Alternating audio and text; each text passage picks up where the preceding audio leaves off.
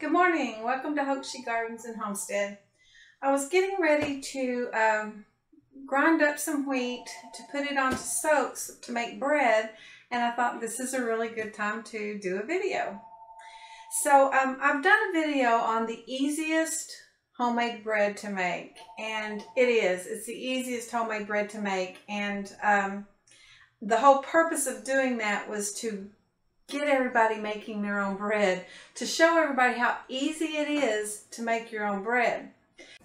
I wanted to show everybody that anyone can make bread, and that was the whole purpose of that video. Anybody can make bread, and it's very easy. Bread making is as easy or difficult as you want to make it to be. And I always have the King Arthur flour in there so that if I don't have flour on soaking, I will be able to pull that out and make some bread really quick. You know, if somebody's coming over or, you know, something like that. But normally I will soak the bread, and I just started that a few years ago, and someone had introduced me to this book, Nourishing Traditions, and this book is a wealth of knowledge. I think every homesteader should have this book. Actually, I think every kitchen, period, should have this book. But she goes into a lot of detail about every aspect of cooking, really.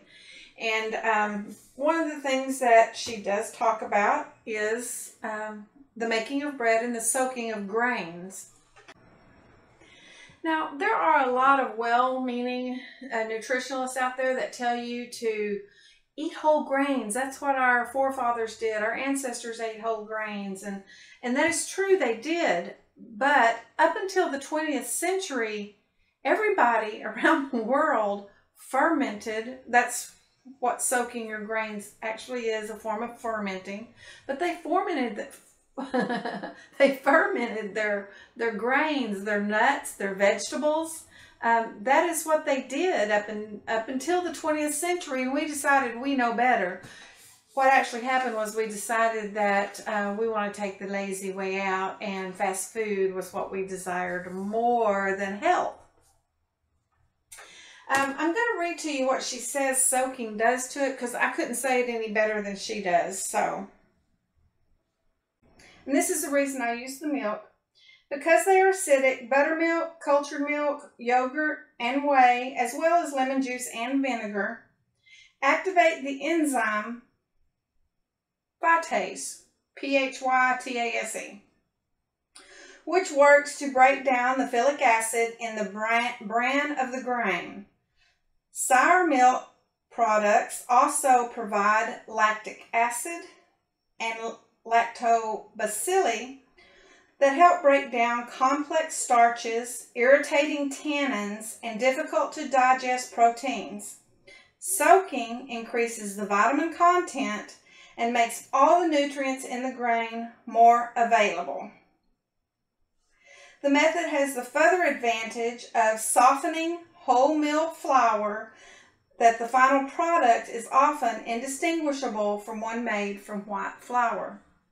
When you grind your own flour, when you grind your own wheat, any grain, you've got the whole grain in there, and the texture of it is not as soft as the unbleached white flour you would buy at the store. But soaking it breaks down all the bran in the grain and the proteins, relaxes them, and makes it a softer product. And they say that you can't tell it. Now, I can tell it because of the taste, the flavor, so I know that it's a different grain than what you get at the store. But it does soften it, and it does make it a better product for making your bread. And the sour milk, that's why I prefer to use a milk product. And once you do that, what you do is you just set it out on your counter, because you want it at room temperature. You set it on your counter for about 12 hours. Now, if I don't have any soaking, I will put it out before I go to bed so that when I get up in the morning, it's ready. You can make your pancakes with it, or you can make your bread with it. You can make your muffins. You can make any bread product out of your soaked flour. You should always soak your grains before digesting them. And but then I have it ready. But if I have the opportunity to, I like to let it go for 24 hours. Then you're really doing a very good job with your grains. So there. Now, there is another way that this is done. I have seen people do. It is not how I do it, but I have seen people do this, is they take the whole grain like this. They will soak it in water with their tablespoon or so of vinegar, and they will soak it for 24 hours. Then they drain it, rinse it, and put it in their dehydrator so that they have a dry grain, and then it's ready to grind and do whatever. So, you know, that's a process that could be done too, if that's what you prefer. To me, it's easier to grind it and then soak it, and it's all ready to go when I'm ready for it to go. I don't have to worry about anything else. And to me, the drying, the dehydrating process is just an extra step that is not a necessary step as far as I can see. I'm sure that others see it, the ones that do that, see it as a step that they prefer to take. To me, it's just an extra step that I don't need to take, and my time is very precious here on the homestead. I am always busy. So there's that about making bread. Now, I buy in bulk. I buy 25-pound bags of organic, non-GMO, red wheat, white wheat. I get rye, and then I get others. I get millet and spelt and some others, but my favorite is the red wheat for making bread. The red and white, but red is my favorite. I don't know why. I like the flavor of it better. And I store them in these jars. I put oxygen packets in there.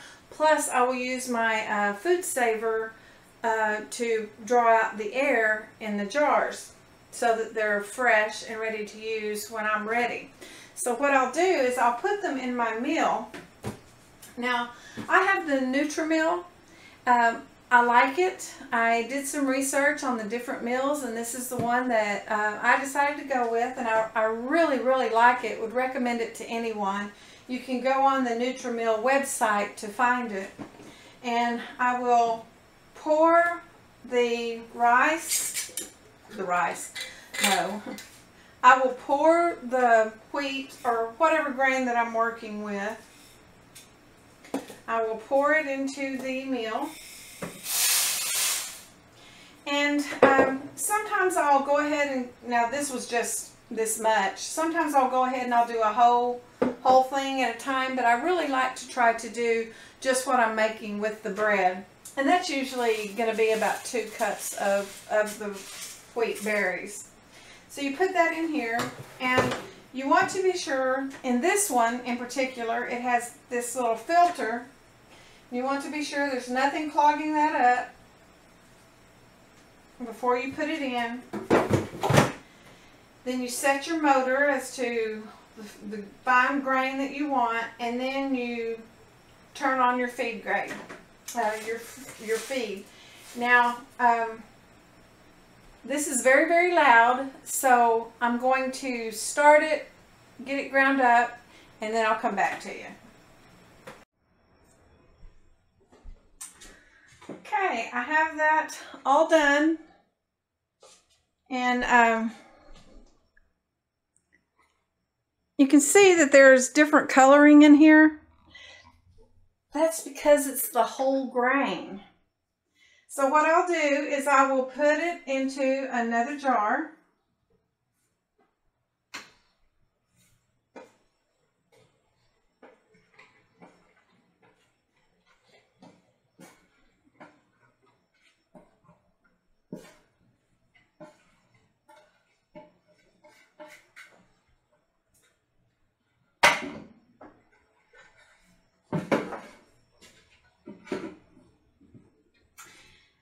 And I did put the oxygen sensor into this jar also. there on the bottom, and it'll keep that fresh until I'm ready to use it, which will be quickly.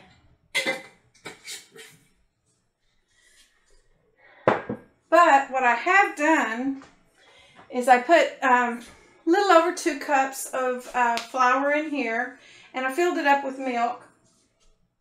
And when I filled it up with milk, I took my chopstick, I went in around the sides and stirred it real good, went through the center and stirred it real good, and then looked at the bottom. You look at the bottom, and if you don't see the moisture on there, you want to be sure you get down, get it, because you want all your wheat soaked in your milk, water, whichever you decide to use. Our doctors take a Hippocratic oath, and that came from a doctor who shared that name. And this is something that he said, which is a reason why I love this book. There is so much information in this book. But he said that each one of the substances of man's diet acts upon his body and changes it in some way. And upon these changes, his whole life depends, which is so true. Everything we eat is going to change us for good or for bad. And we get to decide what that is. Again, I just want to remind you that you are what you eat. Your body's your temple. You only get one body on this earth. You only get one, and you have to take care of it. Thank you for joining me today, and I hope that you have a great weekend, and I hope that you come back and join me again soon. Bye-bye.